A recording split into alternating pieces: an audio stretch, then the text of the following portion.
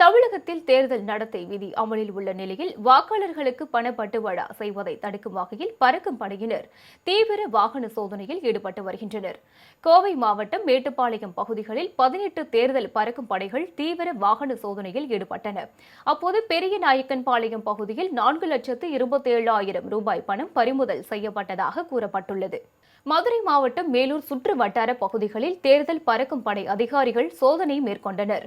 இதுவரை 9,79,000 ரூபாய் பறிமுதல் செய்யப்பட்டுள்ளதாக தெரிவிக்கப்பட்டுள்ளது. தருமபுரி மாவட்டம் பாலக்கோடு காடிசெட்டிப்பட்டி பகுதிகளில் தேர்தல் பறக்கும் படை அதிகாரிகள் சோதனை மேற்கொண்டனர்.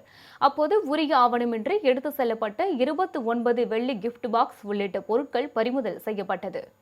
கிருஷ்ணகிரி மாவட்டம் ஓசூர் உள்ளிட்ட பல்வேறு பகுதிகளில் தேர்தல் பறக்கும் படை அதிகாரிகள் சோதனை மேற்கொண்டனர். அப்போது உரிய ஆவணங்களின்றி கொண்டுவரப்பட்ட 17,71,500 ரூபாய் பறிமுதல் செய்யப்பட்டது.